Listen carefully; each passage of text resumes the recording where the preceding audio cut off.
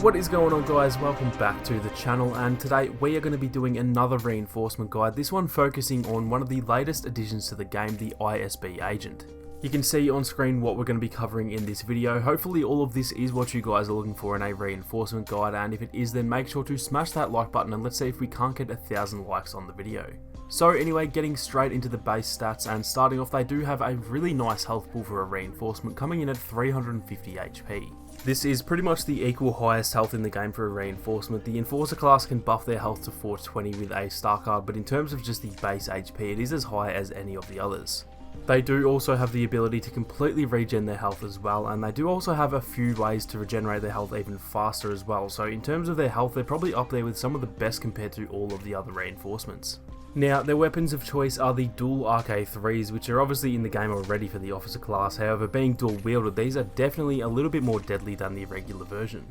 With a shot to the body, the RK3s will deal 17 damage from long range and 29 up close, and as for headshots, they deal 32 damage from long range and 55 up close, meaning it only actually takes 3 or 4 shots to kill a regular trooper if you can aim well enough. Again, being a dual wielded weapon, they do have a relatively fast rate of fire. However, it's definitely not as fast as the ARC Troops DC-17s were at launch, and so I'd probably class the rate of fire as somewhere between medium and fast. In case you didn't know, these are actually fully automatic as well, so you don't have to press the trigger multiple times to shoot them. Now, these blasters do actually have an alternate fire mode as well, which is used by pressing the ADS button, so rather than aiming down sight, you'll actually just fire off a different projectile which deals 140 damage no matter how far or close the enemy is. And the alternate fire does actually have a very slight lock-on effect as well. As for the spread, it's actually pretty decent surprisingly. It can be a bit of an issue at longer range, but for the most part in close to mid-range gunfights, it shouldn't be too much of an issue to stay on target. Now, something that I haven't actually mentioned on screen is that they have a martial arts style melee attack which has a crazy, I guess, swing speed for lack of a better word, and so melee kills with these guys are a really solid way to play the game. So that is pretty much it for all of the base stats, and all around they are pretty decent, and like I mentioned, their health is probably up there with some of the best in regards to how fast they can regen their health.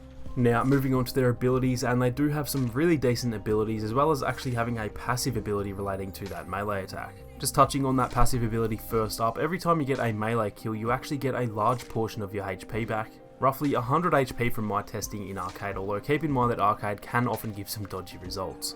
Obviously, this really promotes going for melee kills, and so if you do see an opportunity to get a melee kill, then there's really no reason not to try it. Now, moving on to their regular abilities, their L1 ability is called Assault Training, which has a 25-second cooldown, and essentially this will just give the ISB agent a roughly 20% faster sprint speed and 50% damage reduction as well, staying active for 15 seconds. However, keep in mind that the damage reduction is only active while you're sprinting. I find this ability to be really useful when it comes to quickly escaping a dangerous area, and on top of that, if you are going for some of those melee kills, then it does allow you to get closer to your enemies much easier due to that faster sprint and damage reduction. The only real downside is that because the damage reduction is only active while you sprint, it can often lead to a false sense of strength. Sometimes I'll be in a tough spot, activate the ability assuming that it's going to give me damage reduction, and then realise once I'm dead that I didn't actually have that damage reduction since I was shooting and not sprinting, so just be wary of that whenever you use it. Moving on now to their L1R1 ability, this one is called Imperial Intel, which does have a very long 30-second cooldown. Imperial Intel reveals the 4 closest enemies on your screen, and it lasts for about 10 seconds. Every time you kill an enemy while this is active, it does also increase the maximum number of enemies shown too, with a maximum of 10 enemies once you get 6 kills with it. On top of that, it does also have unlimited range as well. This ability is useful no matter where you are on the map. Sometimes with the scanner abilities it is only really useful up close and personal, but for this one it can give you great situational awareness even if you're 100 meters away from the nearest enemy, allowing you to quickly scope out the best direction to head. Its only real weakness is honestly that it has a 30-second cooldown, which is actually up there with the longest in the entire game, and so unfortunately it can't really be used as often as most of the other scanners. Moving on now to the R1 ability, this one is called Double Your Efforts, and again it has a 25-second cooldown which is fairly long. This ability is essentially a health buff, however instead of giving say 200 HP like Yoda's buff, this one essentially just keeps on regenerating your teammate's health for as long as it's active, but it can only be used when there's at least one teammate being affected as well. I have actually seen it regen roughly 600 HP one time on Count Dooku, so I'm not too sure if that's broken or not, but as of right now it does seem to regen a whole lot of health in one go. This ability really helps when it comes to playing the objective. Whether you're pushing or defending, it can help keep your teammates alive and therefore make the job a whole lot easier. Its only real weakness is, again, it can sometimes lead to overconfidence in thinking that you're invincible, plus it can only be used when teammates are nearby, so if you are alone and need some quick health, it won't really help you much at all. So that is it for all of the ISB Agent's abilities. Now we're going to go quickly through the star cards before heading into some general gameplay tips at the end. Now I'm going to touch on 4 cards for these guys, as in my opinion the 5th card just really isn't worth it for these guys. But my opinion is far from a fact, so I would still recommend testing out the cards anyway, as you might find another combination that suits you better. So the first card I'd recommend using is the Acquisition card, and this one makes it so that when an enemy damages you, they'll actually receive a little marker on your screen that indicates where they are, allowing you to spot them much easier and then either find the best cover to use, or even just allowing you to take them out much easier since you obviously know where they are.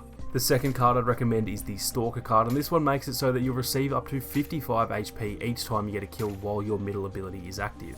This one is pretty self-explanatory really. Health on kill is always really helpful, so this is definitely a solid card to choose. Now the third card I'd recommend is the Interrogation star card, which reveals nearby enemies when you get a melee kill. Now this sounds very situational, but with how much you're going to probably be using their melee, this one is an absolute game changer. Lastly, if one of those cards doesn't suit your playstyle, the Desperation card reduces your ability times when you take damage. Now obviously all of their ability cooldowns are pretty slow, so if you do rely a lot on your abilities, then this may be a good one to use. So that is it for all of these star cards, and so lastly I am just going to give a few quick little tips and strategies to try and put together with those cards and stats that you've just learned, and hopefully it will all tie together and help you guys improve your gameplay. So first off, just in relation to their playstyle overall, the ISB agents are pretty unique characters in Battlefront 2, and so it will probably take you a good minute to figure out their playstyles and how exactly they work for you. Like I mentioned a few times already, their melee is fantastic, not only because of its speed, but also because of the way the animation works. You'll see throughout the gameplay that the second or third kick in the animation is actually a leg sweep, meaning that your player model drops extremely low to the ground, and because of this you're essentially impossible to shoot due to how fast you drop and how low the character is. The speed of the melee attack is also the fastest in the game from what I can tell, just slightly edging out the BX Commando's Vibro Sword, and again because of this your melee attacks are just all that much more deadly. A lot of the time when you try and get in a melee battle with another enemy, if you're just playing as a regular trooper, they can often just do the exact same thing and either beat you to death first, or at the very least take a heap of your health before you do kill them.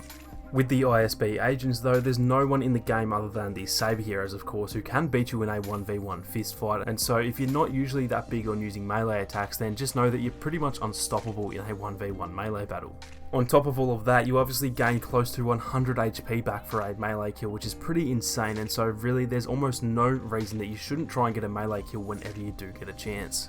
These attacks can also hit more than one enemy at once, similar to lightsaber attacks, and so if you do come up behind say 3 or 4 enemies just standing there defending an area or something, the melee can be just as effective in that situation as well.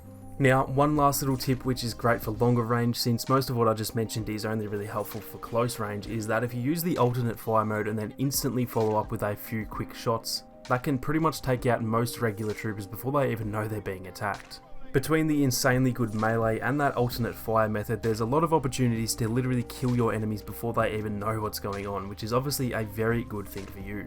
But anyway guys, that is going to do it for this one. Hopefully some of these tips help you guys out, as the ISB agents are probably one of the funnest reinforcements in the game, and with a bit of practice they are very decent characters to play as. If you did enjoy the video guys, make sure to leave a like down below, and if you aren't subscribed then make sure to hit that subscribe button and turn on those notifications so you don't miss out on any more Battlefront 2 videos or live streams. Thank you all so much for watching, you guys have a great day, and I'll catch you all in the next one.